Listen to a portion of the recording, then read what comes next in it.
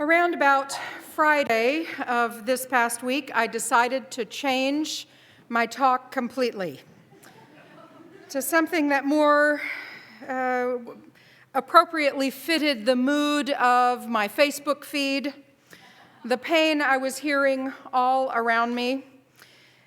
The other talk I had planned seemed pretty interesting to me still on Thursday, and it might be interesting again some other day. But today, this is what really is on my heart and what I wanted to say. As one friend of mine said yesterday morning, beautiful, warm, sunny Saturday morning, when I asked how she was, she said, "Oh, well, you know, Elizabeth Warren is out and the coronavirus is in, so it's hard." This reading is the lyrics of the song Heroes by Anne Reid from her album Hole in the Day.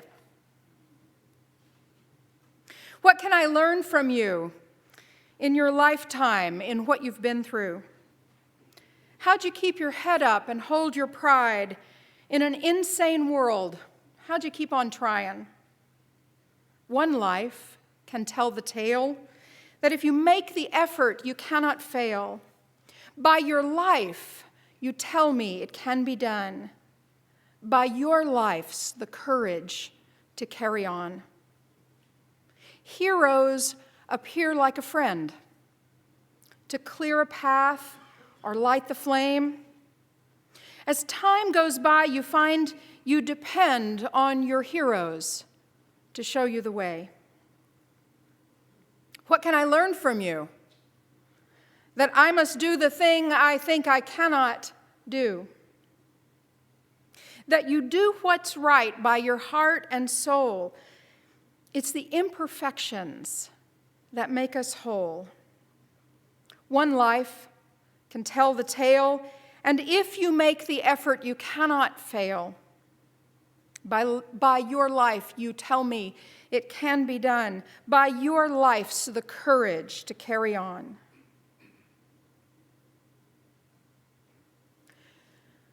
Sojourner Truth, Eleanor Roosevelt, Katharine Hepburn, Sally Ride, Susan B. Anthony, Harriet Tubman, Annie Sullivan, Gertrude Stein, Coretta Scott King, Amelia Earhart, Lillian Hellman, Eartha Kitt, Sacagawea, Ella Fitzgerald, Golda Meir, Dorothy Dix, Louisa May Alcott, Billie Jean King, Emily Dickinson, Lucy Stone, Margaret Sanger, Clara Barton, Billie Holiday, Juliette Lowe, Elizabeth Blackwell, Rosa Parks, Lena Horne, Beverly Sills, Barbara Jordan, Helen Keller, Indira Gandhi, Agnes DeMille, Corazon Aquino, Gloria Steinem, Rachel Carson, Joan of Arc, Babe Zaharias, Marlene Dietrich, Anne Frank, Simone de Beauvoir.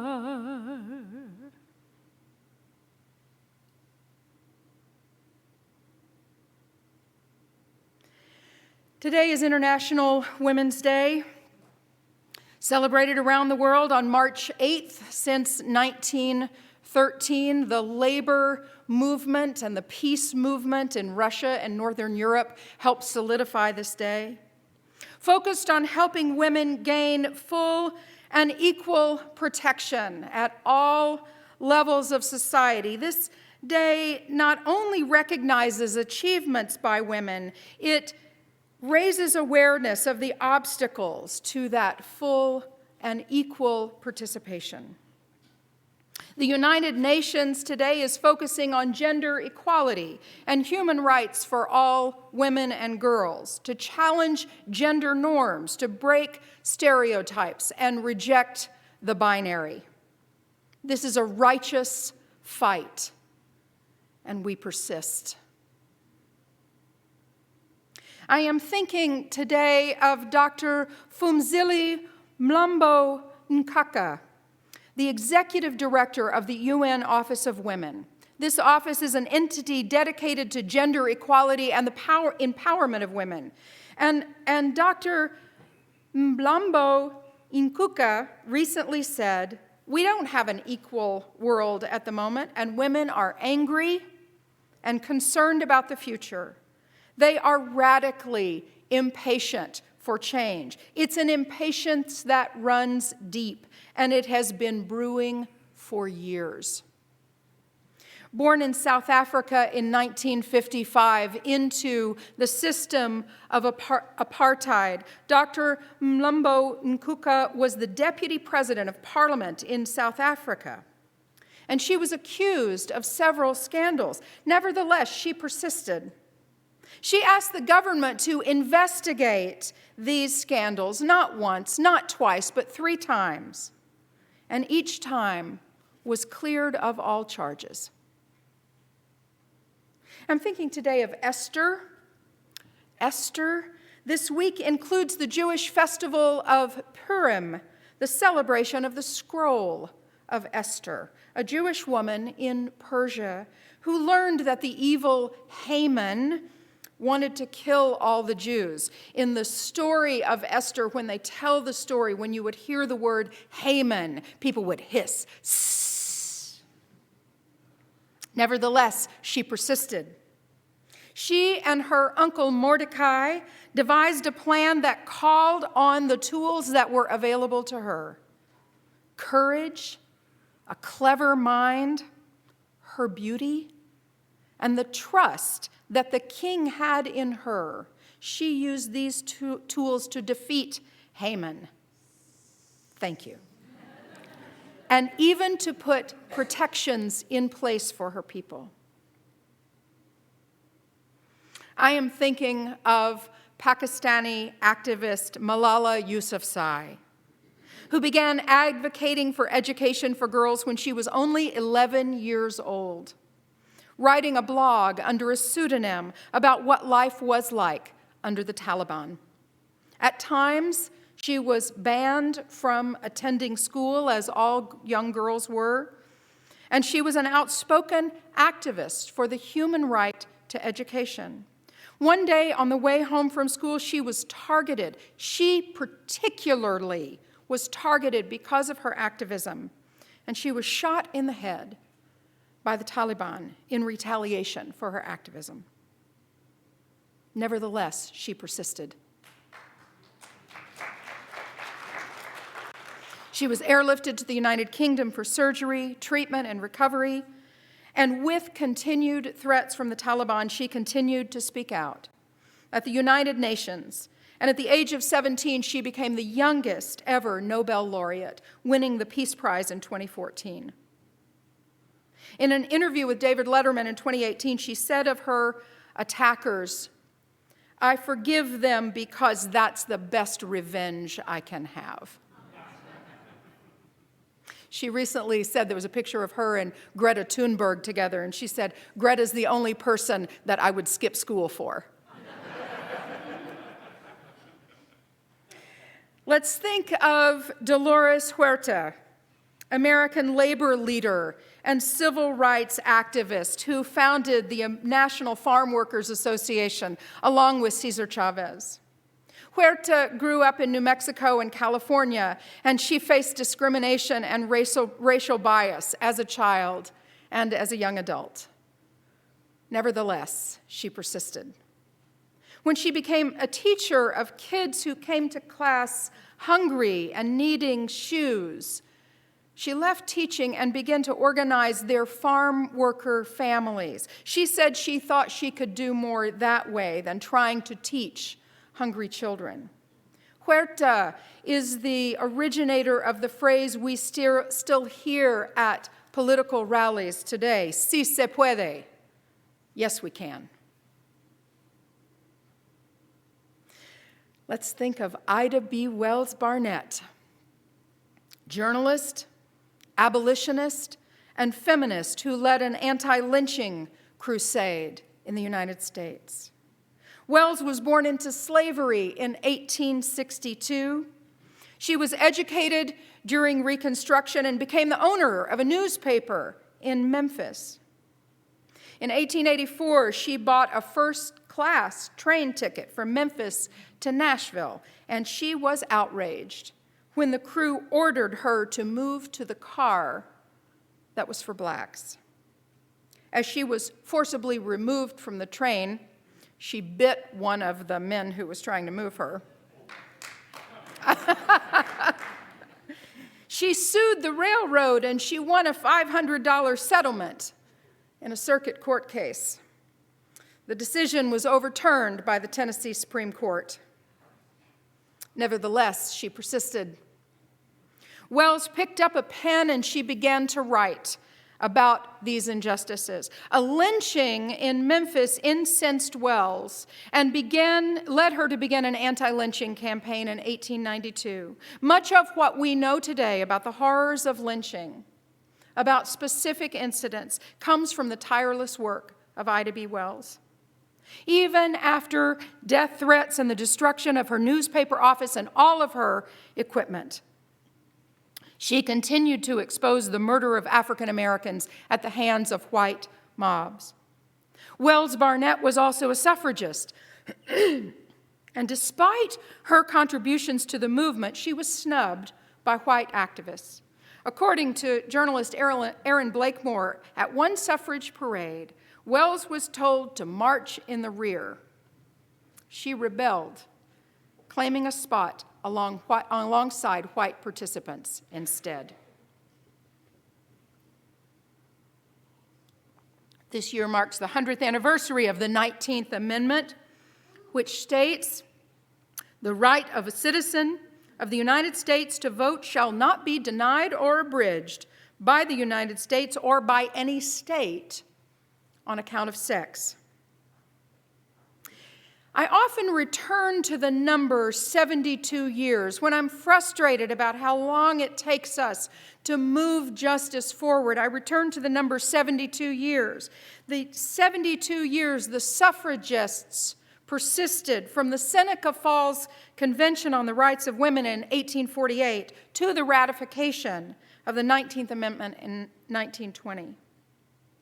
And while the 19th Amendment removed roadblocks for white women to vote, it wasn't until 1962 that all Native American women were able to vote in this country, or until the passage of the Voting Rights Act in 1965 that removed barriers to voting for African Americans. The Voting Rights Act was effectively gutted in 2013 by the Supreme Court, and as just one result, black and brown voters persisted for more than 5 hours just to cast a vote in the Texas primary last Tuesday. Yesterday, yes, I heard a sss. That is evil. That is systemic evil. Yesterday was the 55th anniversary of Bloody Sunday, when 600 civil rights marchers set out from Selma to Montgomery, Alabama, to protest black voter suppression. They were brutally attacked. Nevertheless, they persisted and crossed the Edmund Pettus Bridge and made it to Montgomery by the end of the month of March in 1965. Viola Liuzzo is a name to know. Viola Liuzzo grew up as a poor, white, and poorly educated person in Tennessee. She moved to Detroit with her husband following the assembly line work, and she became a Unitarian Universalist in Detroit. She was horrified by the images she saw of Bloody Sunday, and she answered Dr. Martin Luther King's call for people of all faiths to come and help.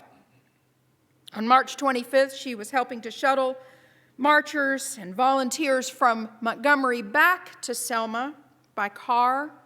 She was working with a young African-American man, and she was murdered that night by the Ku Klux Klan, a martyr to the cause of civil and voting rights. I've been told that on the day that Barack Obama was inaugurated as president, his campaign sent flowers to the Liuzzo family, along with many others, for her contribution to making that day possible. Let's remember Marsha P. Johnson, one of the first activists on the scene at the Stonewall Uprising, always a welcoming presence in Greenwich Village and a member of the Gay Liberation Front. As a trans person, she was known as the mayor of Christopher Street, and she persisted. I'm thinking of Laverne Cox, an openly trans woman actress and activist who said, "What I would like to say to the world is that men are just as hurt by patriarchy as women are." That's right. That's right. We need some stregonona today. We need some stregonona today to tell us what's what, to show us the magic. I'm thinking of Sadie Rosenberg, famous only in my family. She's my husband Mike's aunt, a tiny, wizened woman, a union maid, who helped protect organizers and party members from her position in the rank and file. The story in our family goes that once the G-men were coming to take a member of the family circle into custody for Communist Party dealings, and Sadie, all 4'10" of her, met them at the door with a frying pan in her hand and steel in her eye. She would not let them into the house, no matter how they cajoled or threatened. When I knew her toward the end of her life, she was just as steely and determined. She persisted. I think of Ruth Bader Ginsburg, persisting with cancer in her body. And I've heard it said, as we were talking about hand washing, I've heard it said, wash your hands as if you were about to serve dinner to Ruth Bader Ginsburg.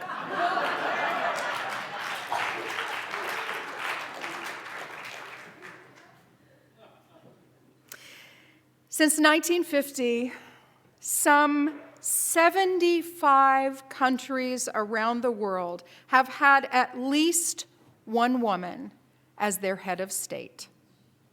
Since 1950, at least 75 countries around the world have had at least one woman as their head of state. We are not among them.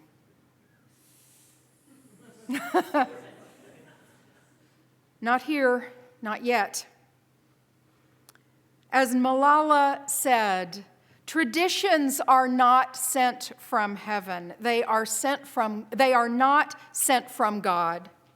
It is we who make cultures, and we have the right to change it, and we should change it. As both Amy Klobuchar and Elizabeth Warren concluded their campaigns, as Kamala Harris concluded her campaign, Warren shared this advice: choose to fight only righteous fights, because when things get tough, and they will, you will know there is only one option ahead of you. Nevertheless, we must persist. May it be so, and women. Thanks for listening. You can find much more about humanism and what's happening at First Unitarian Society in Minneapolis by visiting our website at firstunitarian.org.